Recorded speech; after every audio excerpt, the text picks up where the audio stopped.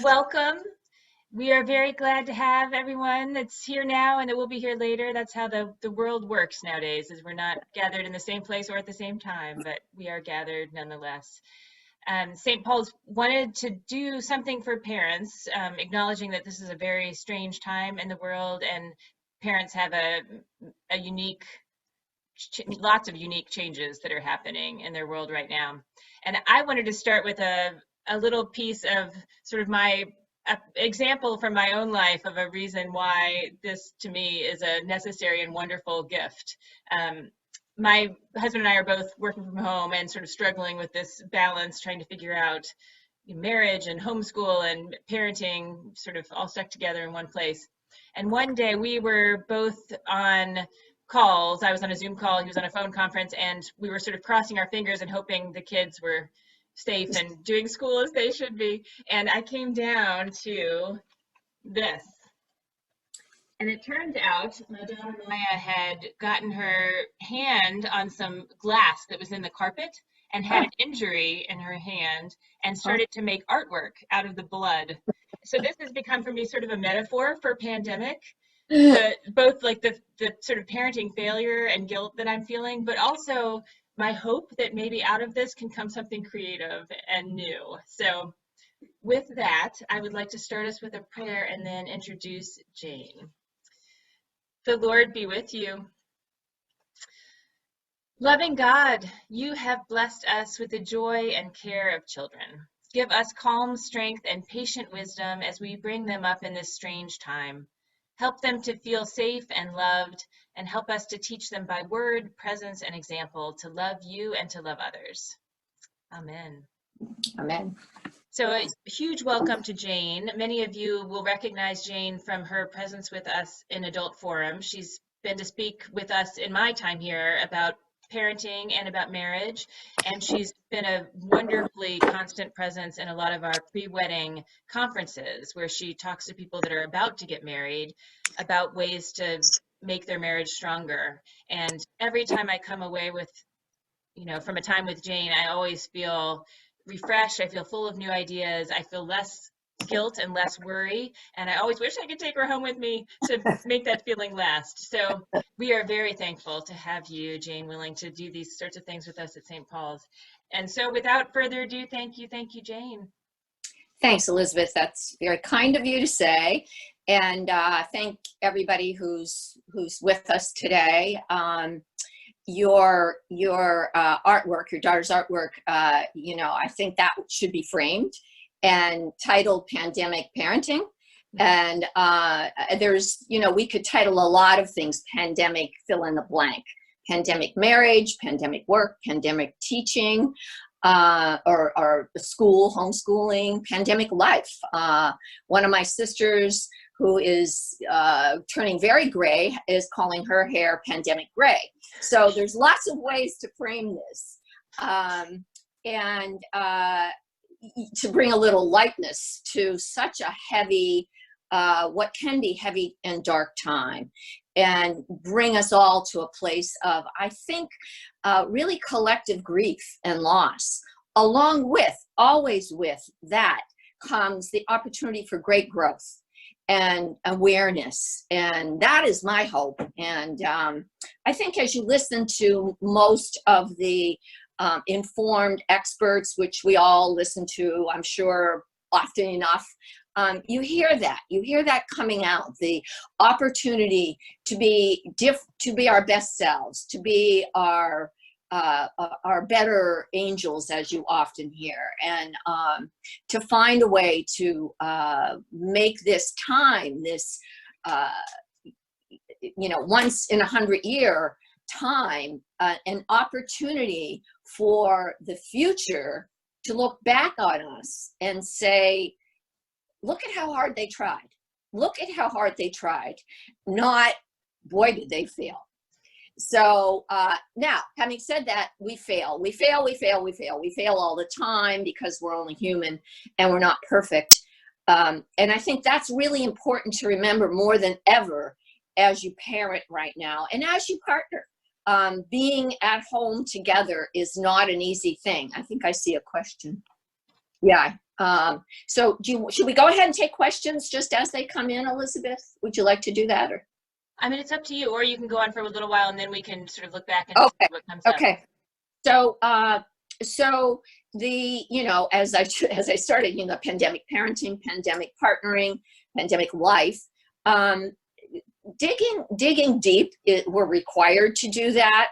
And I believe, and I have experienced my own self and with many of the people I've worked with over the years, that digging deep is growthful and brings us to a kind of more enlightened, if you will, place, a place of gratitude, which is certainly required right now.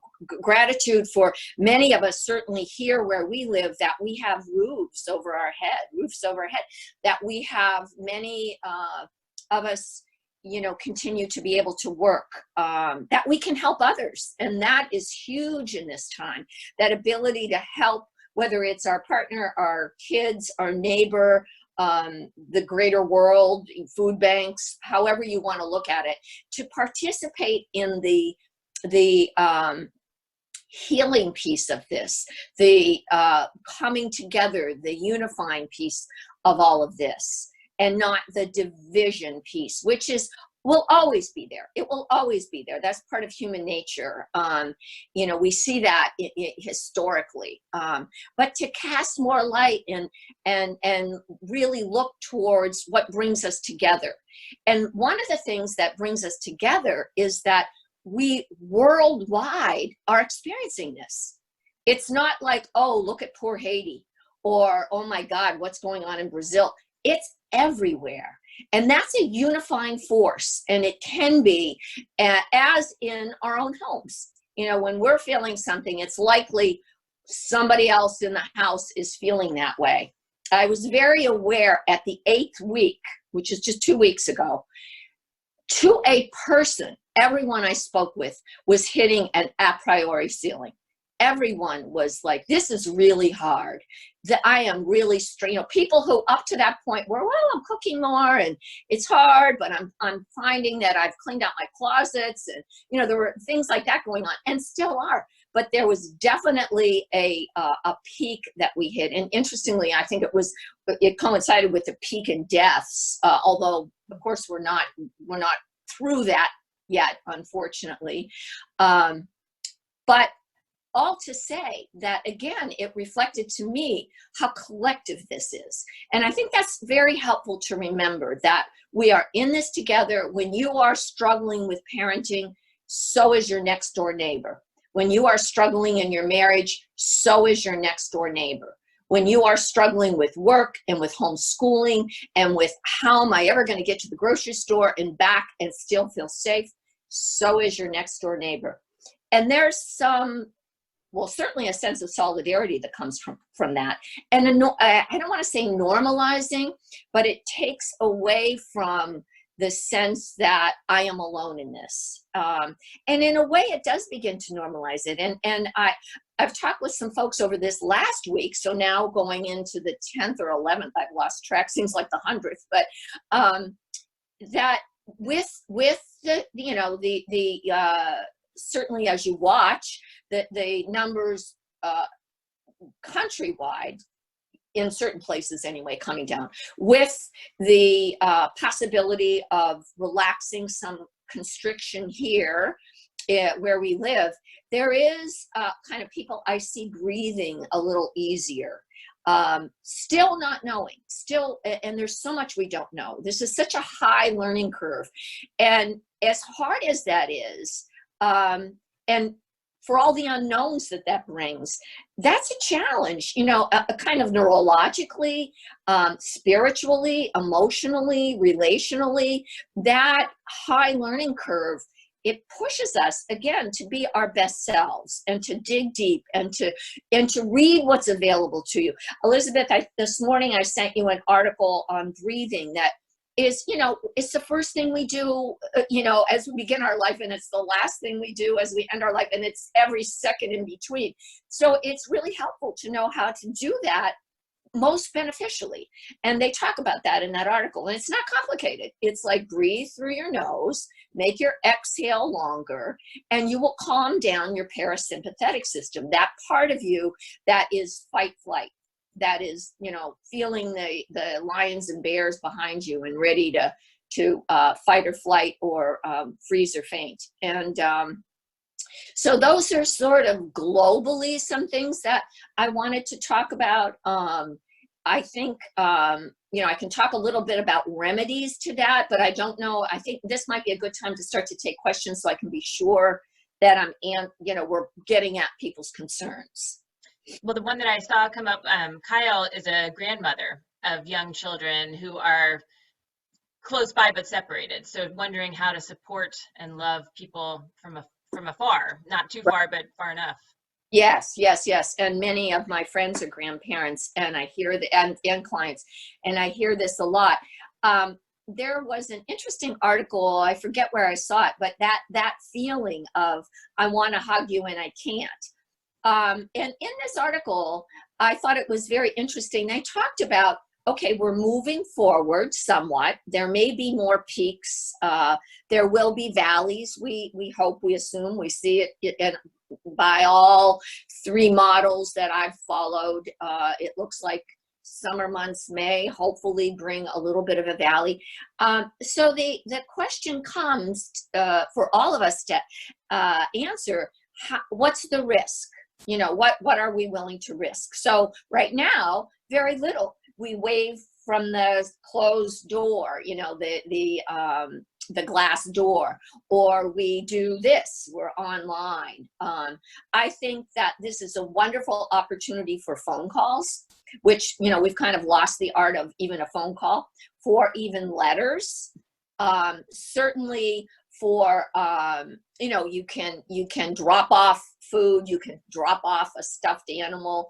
The kids can come and sing a song. I mean, we've seen this at many of the, you know, care homes where the elderly are struggling and dying, sadly. But you know, parades, car parades, I think there's a lot of ways to do that. Those are sort of the you know, more pragmatic sort of physical things you can do, behavioral things.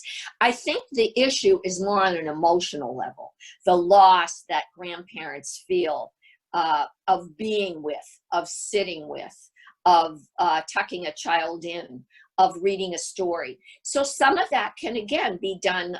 If we've ever been grateful for technology, I think now is the time.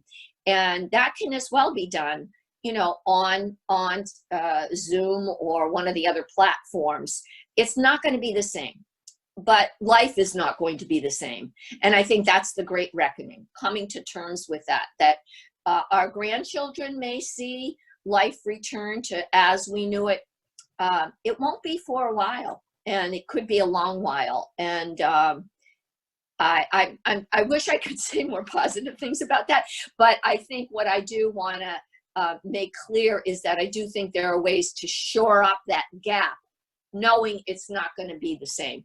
But we can be very creative, as was your daughter with her pandemic art.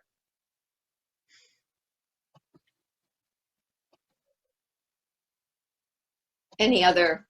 Not just yet. Okay. So around, I want to start with the parenting piece, because I know that people are very, you know, concerned and struggling. Oh, I just see a question there. Did you say? I think it's from Kyle again, which is great. Yes. Yeah. So she was saying that she's started to read a book at bedtime, I guess probably over the phone or over Zoom, to her grandchildren. What a lovely thing to do. You know, the sound of her voice is reassuring to those children, as is their sound, the sound of their voice to her. So that's such a lovely thing to be able to do. I know I've talked to grandparents who, just to be able to see even from afar, to stand at the gate of the yard and watch the kids play with the dog. So many ways of appreciating. And suddenly what seemed like something that, like everything right now, that, you know, was just de rigueur and we took for granted, is such a gift. And I think that sense is another piece of this to hold on to be grateful for the smallest thing. I mean, I know myself, every day when I go walking, I'm like, I live where I can walk and I can breathe air, and I can see trees and see people, even though I may walk across the street when I see them. So just finding the gift, and it's kind of the, you know, the underbelly of the loss. Okay, what's the alternative, so that this is not simply a loss, but it forces me to get very creative and be grateful for the piece that I can find, the alternative that I can find.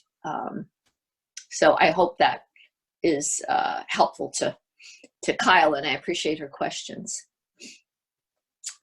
So the parenting piece, and many people may by now sort of have their narrative down, but I know at the beginning there was a lot of concern about how much do you share with kids.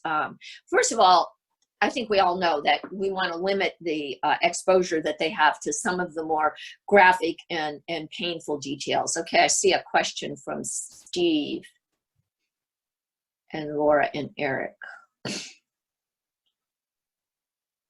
All right, so Steve says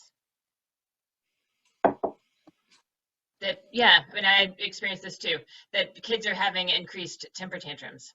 So when it's time to turn off the screen, and I wonder continuously about all this screen use, and sort of picking fights with siblings and their nerves fraying. So how do we help them to absorb and manage all the disappointments that they're having? Right. Yeah. Thank you, Steve. Yeah. So the sibling fights, you know, we're all kind of throwing our own temper tantrums, even if as our best selves as adults, we do it inside, you know, Or not. you can't, yeah, or not. That's right. Again, we're only human. So, you know, you can't be convicted for thought crimes. So you can walk around saying all kinds of things to yourself and find a room where you can, you know, contain it, and again, you know, this is part of parenting in the best of times. We say, you know, what might be more on our mind. And so I think forgiving ourselves for however it is we might handle it, and knowing it that it's a moment in time, it's not who we are all the time, as well for the children, you know, for the kids. Their losses are so unique to, of course, being a child. All of the unknowns, being out of, you know, less in control, mostly, you know, not in control, not only of themselves, but of the world around them, again, in the best of times. And now they've lost their friends. They don't, you know, kids don't have the language normally that we have. So we can talk on the phone to someone or Zoom and feel like, I feel better, you know, I connected, we shared our feelings. Kids play together. They have to create their own world together. And when they're not together, that's so hard to do. And I've heard this from so many parents, Zoom doesn't give them that opportunity. You know, they'll do it and then they're kind of like, well, that, you know, that was okay. So their losses are greater, and they don't have the social piece that they had, which is such an important piece of being in school. They, you know, they don't have just the casual seeing their friends and playing a game on the school playground. So there's so many losses there, along with the fear that they have to have. So we manage that. We manage that for them to the best that we can. Allowing is too strong a word for sibling fights, but reading it as this is going to happen. And how do you intervene, or when don't you intervene? You know, I mean, obviously you don't want them hurting each other, but having a sibling is such a gift because it helps you learn how to negotiate in the world. I'm not saying, you know, only children don't know how to negotiate. I have an only, and she's quite skilled at negotiating, but it's different when you have siblings. You learn at the gate, about that. And doesn't mean you like it all the time, but you learn. And so that is part of their learning process right now. And the fights are going to come up because they're together more, and they're the only ones who are there, together. They don't have their friends to dilute some of that, or to say, oh, he's driving me crazy. I got to get away from my little sister or my little brother. So the parenting piece around sibling fights, I think you want to read it as, is it a red light? Like, is this really deep and long-standing? Is it a yellow where you want to stop and listen and make a plan? How are you two going to work this out? You figure it out and let me know. Or is it a green light where you're like, they are definitely going to figure it out. This is something they fight about all the time, and it comes and goes. And that's important to remember as well for all of us, that feelings come and go blessedly. And even the fights, you can feel so deep and strong in the middle of a sibling fight. Kids can, and yet it's over when it's over, typically. So sort of trusting that process as well, and knowing when to intervene and when it's, truly a molehill and not a mountain. So he said something else besides, the screen time. So, so at the beginning, when we thought, oh, this will be 2 weeks, there was a lot out about, let them have the screen time. Even at 4 weeks, even at 5 weeks, even at 6 weeks.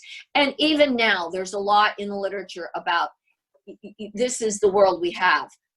Having said that, the weather's better than it was in March. We have the great outdoors, thankfully. It is a safer place, along with social distancing and masks. So there's ways to get away from the screen more than there was, I think, in March. And also probably more of a need for it since it's been, a couple months now. Having said that, you will not always be successful.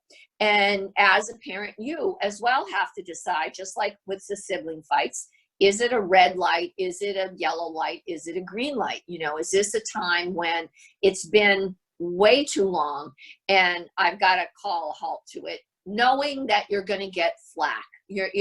No kid is going to be like, oh, great idea. Thanks, Mom. I was waiting for you to come and, tell me. I had somebody recently say, I want for them to know. They're not going to know. They're kids. They're not going to know, mostly. So we have to step in when and if it is the appropriate time, knowing that it's not going to go swimmingly well every time. Have an alternative in hand, which is kind of always the case with parenting. No, you can't be on your screen anymore, but we could play a card game, or we can go for a walk, or we can go for a bike ride, or you can call a friend, or whatever have a list of alternatives in mind, knowing that they are, again, limited, as is everything right now. That's the world we're living in. These limitations, and learning to live with that. I think it's helpful. I find it helpful to think back in time, all of the events in the world where people were huddled, where people were struggling to survive, where people were, hundreds and thousands dying. I mean, I could go through the list of events, and we all know what they were. People survived. People survived. They figured it out in the face of the worst possible imaginable events and cruelty and limitations. People survived and figured it out. So we can too. We're advanced in that way. Along with being more advanced, we have maybe a lot more division to deal with, or at least as much. And so that presents, difficulty. But again, that's been there. I feel like I'm maybe going too far off. So can we get to another question, Elizabeth? I think that's all so far. Okay. Thought I saw one more that popped up. No? There's a link to something, it looks like, maybe an article or picture. Okay. I can't see it. Okay. So we were talking about parenting. I think, and again, like I said, I think being honest without fear and your own, without your own, expressing your own fear. So managing as a parent one's own anxiety is reflective, and I've heard that from people who are, and most people I think are doing a grand job of this, managing their own anxiety around this with the children, so that the fear that they live with is not heightened but managed, and to say to them, we're doing everything we need to do to be safe. We're washing our hands, we're wearing masks, we're social distancing, and as well, when there's death that in the family or in the neighborhood, to be able to be clear about that, and not so much talk about passing, but that people die and don't come back. Now, children under 5 are not developmentally able to handle that. But as, kids move on towards, beyond 5 and certainly older, to give them room to talk about their own feelings and be honest with them about this. But as well to say, I plan to be around for a very long time, which is all you can say. We have no guarantee, but you can say, I plan to be around for a very long time. And most of us do. I've been wondering because I know for me, it's the unpredictability of this whole thing, the unknowing about the end, is what gives me, I think, this sort of constant low level of anxiety. I'm not sure what I should be doing because I don't know how to plan for the next thing.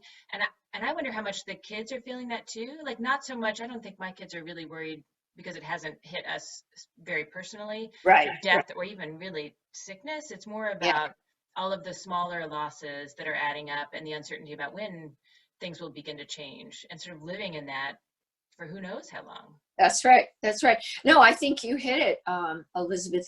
The unknowns are vast and many, and on every level. I mean, what we know is that tomorrow I'm going to probably be doing something very much like I did today in terms of keeping me and my family safe. That much we know.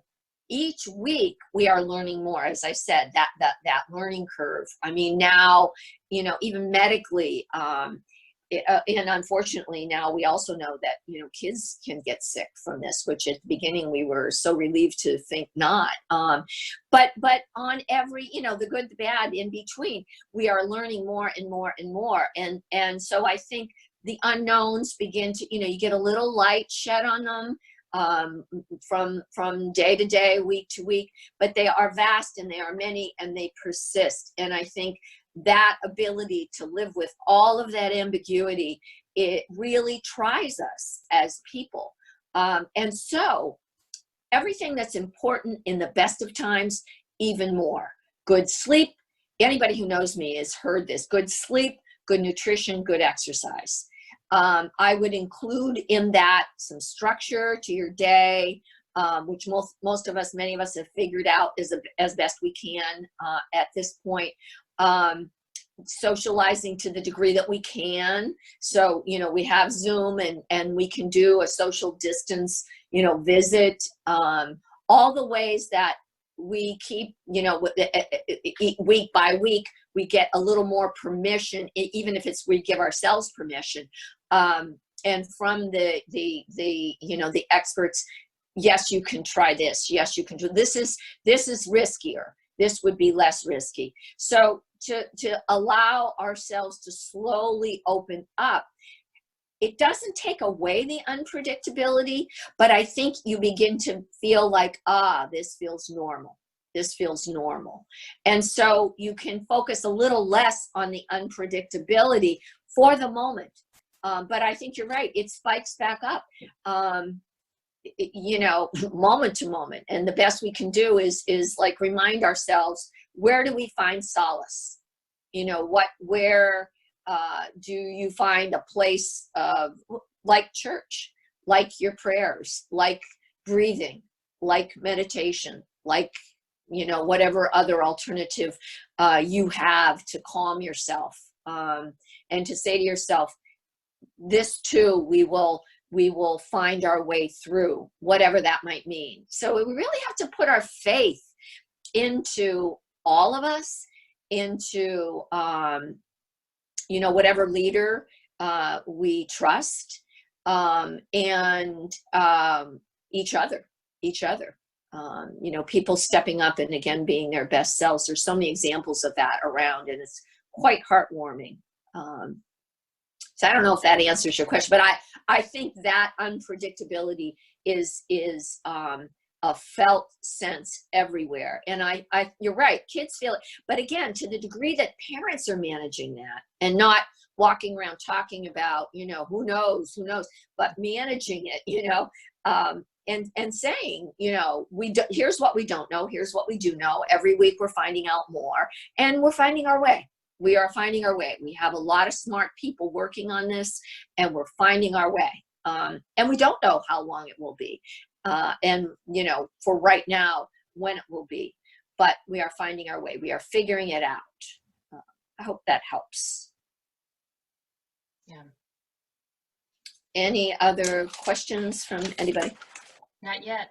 Okay, so along with parenting and the difficulties of that, I guess the main thing I want to say, it's true parenting as a partner and with work and the homeschooling piece, is to be very forgiving of ourselves right now, to give yourself a wide berth, to give your partner a wide berth, to allow for, idiosyncrasies and predilections and inclinations that might normally just drive you up a wall to be like, not worth it, not worth it, not worth it. And accept, who we are and with whom we live to a greater degree. I think this really forces us to be bigger in that way, to say it doesn't matter, that really doesn't matter. Like so many things don't. I mean, people are saying, daily, I thought that mattered so much, and now I realize it doesn't. And you can fill in the blank with that, whatever that is. Managing screen time, getting a little less rigid, a little more fluid with that, if not a lot. Managing mealtime, managing sleep time. It's different, all of that has changed. So just allowing the fluidity of this time and the kind of the humanity in all of us, that we're not going to be perfect. We're going to not always be our best selves, and you want to truncate that, correct it. Sorry, that was my bad. Let's start over again. Let's try that again with your kids, with your partner, with work. And there's a lot out there about how this has humanized everyone. Even this, people getting a picture of where you live, and just the humanizing pieces of this, because we're in it together. We're in it together. This is, you see that all the time everywhere. We are in this together. And I think that is so worthwhile to it's almost like a mantra. We are in this together. I'm not alone. We are in this together. That's a good segue into the marriage conversation. Yes. How to best be in it together. Yes. So with marriage, likewise, as I said, with parenting, we're not perfect in the best of our days, and we're not going to be perfect now. Here we are together, hoping to be working as a team. And if you have children, that's even harder, because now you have, X number in your house all the time. The meals, the schooling, and trying to do your work, and manage everybody's anxiety, and keep the house clean, and wipe things down. It's endless, and it's tiring. And it's what we have to do. So, the reality of all that brings me back to, again, allowing for our foibles, allowing for our own, if we can accept ourselves and our own imperfections, probably we can accept our partners a little bit better. And weeding out malintent, that wasn't done on purpose. Even if maybe it was, like we do kind of crummy things to each other in marriage, and now maybe even more. But to first say that wasn't meant, it didn't come from malintent, and to let things go, and to not feel like everything has to be, you don't have to dive deep on everything, but to know when you do need to, and somehow find the time to look at, like, hey, that really hurt me, and this isn't the time for that. We need to be generous right now. We need to be kind. And I think getting up in the morning and saying before your feet hit the ground, my intention, what's my intention? My intention is to be kind. My intention is to be, generous, whatever it is for you. But to hang on to that as best you can throughout the day, and to know that you can continually reset. One moment doesn't have to taint the whole day, nor does one fight with your spouse or with your kids. That's not what they're going to remember. They're going to remember the healing bonding times. I guarantee you, what outweighs is what they're going to remember. And for most of us, we do a pretty good job of making sure the more positive is the greater share. So I don't know if that is enough around me, or I can certainly say more. I guess one thing I wanted to say as I look at my notes here is it seems to me that it might be important, if you can, to find time to be alone. However that might work out. I know in my marriage, we spend a couple days walking together and more days not, so that we have a little bit of time, not only on our own, but at home alone. And we don't have young children here, so that makes it easier. But whatever, even if it's 5 minutes or 10 minutes in your own room or a space, if that's possible, it seems to me that really is very grounding, to just breathe and be able to, kind of hear your own thoughts and not feel like you have to answer to anybody. So getting some time apart, and maybe even together apart, if your kids are old enough that you can leave them, for like a half an hour. And I know that's not always the case, but those are things that can be very helpful. As well, putting a boundary around work and home, which is so much harder now. I like to keep my calendar in a room where I'm not living every moment of my life, but it's where I am working. And that's a boundary that works for me. I just saw a question pop up. So there's someone who's asking about alone time, how hard it is to find alone time when you're all in one space together, and how to do that without hurting your spouse's feelings.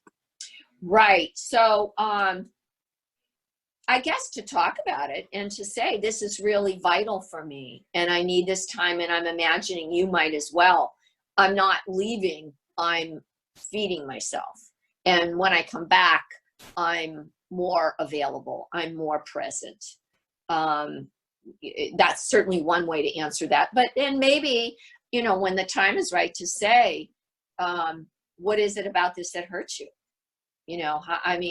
We have a lot of time together, and maybe that's a moment as well to look at the time together. Is that sating you enough so that time apart isn't like abandonment? It's like a moment to myself as opposed to abandonment.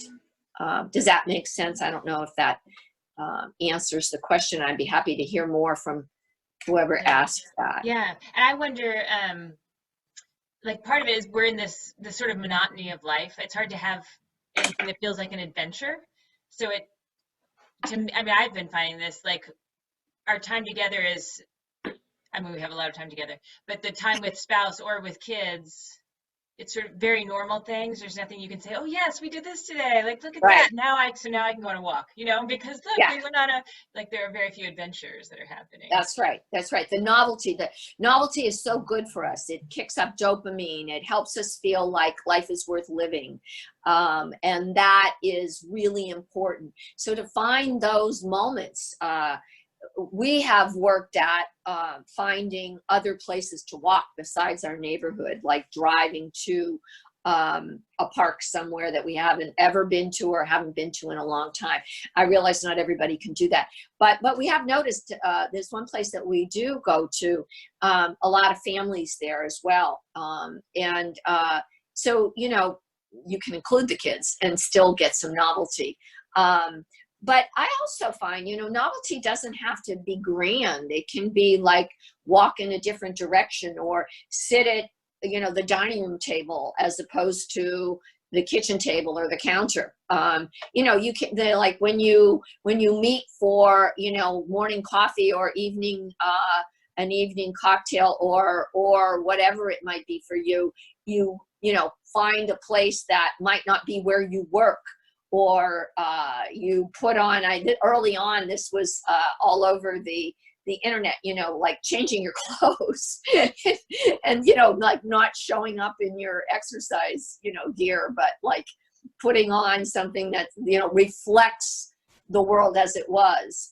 There's a lot of very practical, you know, kinds of ways to do that aren't huge and don't require a whole lot. And you want to not look for big things, big sweeping things. I think right now it's like, what would fit with my life as it is and be very doable, you know, seed for success, what's doable. And there's a suggestion, someone just said that they're setting challenges. For example, building every Lego set that they own, playing every game we own, and then you can donate the ones that you don't love anymore away. I know also I saw there were a lot of folks, we did it a little bit here and then it became a lot of work, but sort of theme night dinners where you all dress up as an animal or a movie Right, that's or right. something. No, I think that's a great idea. Actually, I have a niece who's wonderful like that, and she sends me pictures about her theme nights with her friends, and you know, and they're I mean, they're not together, you know, they're not even social, they're online, but they're doing it together, and I think that's just wonderful to do that. And you have to be creative, you know, so your creative juices get going. You got to have time to do that, but again, it doesn't have to take a lot of time, you know, if it involves, when it involves your children, and to include them in that. You know, what are you going to come as? Can I ask, you touched on something about boundaries, work and home boundaries, which I have found harder than ever before Yes. because you're doing it all in one place and sort of times are shifting and, you know, you're more likely to get emails or calls in the nighttime or on weekends than you would have before because the meaning of time Yes. has sort of slipped away. Do you have That's right. suggestions for how to keep those So kind of boundaries?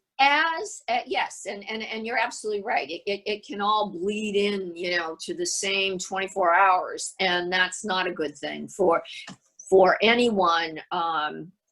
You know, it brings to mind, I think about these, you know, the folks, the nurses and doctors, and how they had, you know, no boundary really, other than when they went home and went to sleep, and even when they went, they had this mask, you know, these mask sores on them. So the whole issue of boundaries is like probably more real than ever, even as we oddly have this very defined boundary of stay at home.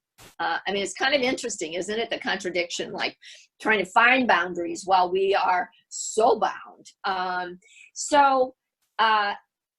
The being, well, first of all, you have to want the boundary and you have to recognize that it's not happening. That's helpful.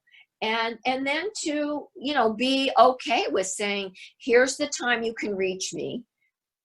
And when you have to reach me, otherwise leave me a message and I will get back to you, barring, you know, an emergency the next workday, around work. And likewise with friends or family, barring emergencies. Obviously there's all these emergencies going on, but knowing when you need to set that limit and giving yourself permission to set it, and not feeling, I've heard so many people say, you know, I feel really selfish if I don't respond, or I feel guilty. This is a time when we need to collect our inner resources and give ourselves the time for that, the clock time for that. That's why sleep is so important. It's one of those times when we're checked out. Although I hear a lot of people struggling with sleep. But the whole idea of boundaries is like so essential in everyday life, pandemic or not. And I guess it's, again, that underbelly that this sheds some light on how important they are, and to be aware of it, to really learn and push yourself to set that, to know that it is within your perfect right to say, not now. Just as we have to do with kids sometimes, and even more now because we're all together. I mean, parents are on the, online, we're doing their meetings, and kids come in the room, and, you can let them be there, but you have to say, I'm doing this now. This is, this is the time when mommy works. This is the time when dad works. So we're pushed to really look at that question. And I think, frankly, that's a good thing, as hard as it is, I always say that I know when a boundary is being, stepped on or treaded on. You can feel it in your gut. So pay attention to that. You can feel when, like, I don't have any room here. I need some room. And it could be a moment. It can be I have to walk out of the room and catch my breath, or walk out of the house and, walk around the yard or walk around the block and come back. Or it can be longer. But it starts with an awareness of that, and hopefully not allowing yourself to become so overwhelmed that you can't then figure it out.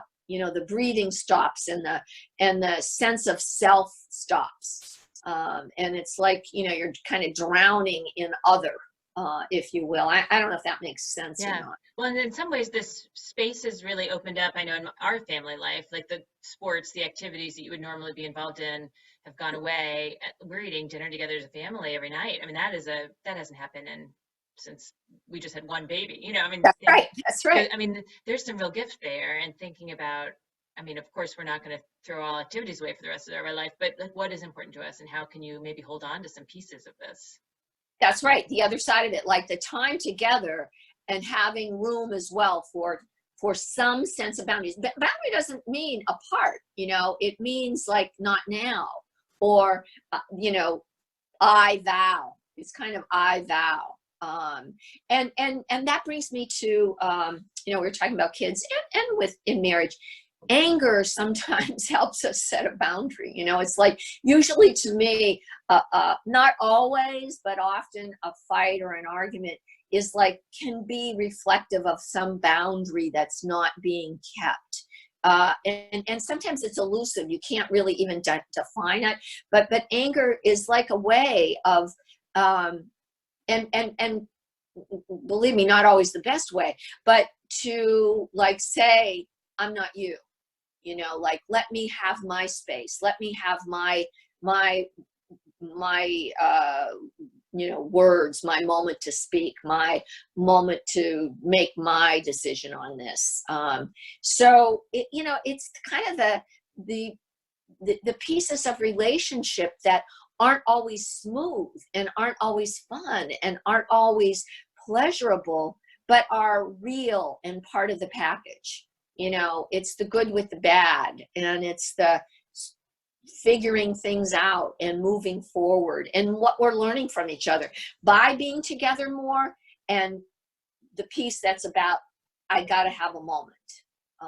But you're absolutely right. The time together, I mean, we say that, all the time. We both still work, and it's like, wow, we haven't had dinner together for 2 months in a row. Like, when did that happen? So, every night. So, yeah, the gift of all of that. So anything else from anybody? I don't see any more questions. I'm cognizant about time too. Yes, so yes. Maybe, do you have any last thoughts? We'll give a few seconds for anyone to throw up some questions if they have any. Sure. So one thing I did want to mention, and I don't really want to end on this, but is the toll that this is taking on people's mental health. And so it is taking a toll on everyone to varying degrees, because we all to varying degrees have different strengths, physically and emotionally. If there's a pre-existing condition, just like they say with the virus, you know, if there's a pre-existing condition, you are more vulnerable. If there's a pre-existing mental health condition, you could be more vulnerable. So it's important to pay attention to that. It's important for family members to note that and check in and be on, you know, on alert, if you will, or at least observing, are there changes, keeping an open door for conversation. Suicide rate has gone up. That's of course, you know, always worrisome. The flip side of that is that there are many people who are vulnerable, who are saying to themselves, I don't want to be, you know, that in that statistic. I don't want to lose this year. I am actually able to live through this. So there's some research as you know, kind of fresh as it is. So there's a lot to be uncovered over the time to come around the issue of mental health. Also finding some buoyancy, some movement, along with perhaps for some people, you know, deepening the concern. So it's as always both sides. But I would just pay attention to that and make sure people get treatment. Some practices around that, again, are gratitude, saying it out loud, writing it down, talking about, you know, maybe at the dinner table, what am I grateful for? Finding more ways to connect, putting things on pause, slowing down, checking in with each other, as I said, finding joy where we can. We talked about novelty, you know, changing things up a little bit, showing up and being present, to pay attention to what you're paying attention to. And that's very hard right now because we're all doing so many things at one time, but giving yourself that opportunity and you know, again, using that as an intention. I will, you know, it's a precious faculty, attention, and to pay attention to what we're paying attention to, I think is most useful. To listen and not just hear, but to really listen with curiosity and questions, to ourselves, to each other, to our children, to our friends and family. Those are ways to help us find our way through this and come out on the other side more whole, more united, better. I think that is actually a perfect way to end. And that's, okay. Yeah. I'm so thankful, Jane, for your time always and every Thanks. time. Thanks. I'm the opportunity. Yeah. And I mean, for the folks from St. Paul's, we want you to know that we want to support you as parents. So if there are ways that we can be doing that, please don't hesitate to let any of the clergy know. And we will be looking for more ways to do things like this too. If it sounds like this will be going forward for a while, so we'll be looking to check in with parents. And Jane, thank you. You're always a creative and open blessing to us. Thanks, Elizabeth. I appreciate that. We're in this together. That's right. I'll close us in a prayer. Okay. The Lord be with you. God, who is mother and father of us all, we thank you for this time together and ask your blessing on each of us as we step back into our new normal. Give us grace to parent with patience and to love those around us with humor and grace. May we never doubt your presence with us during this time or any time. Amen.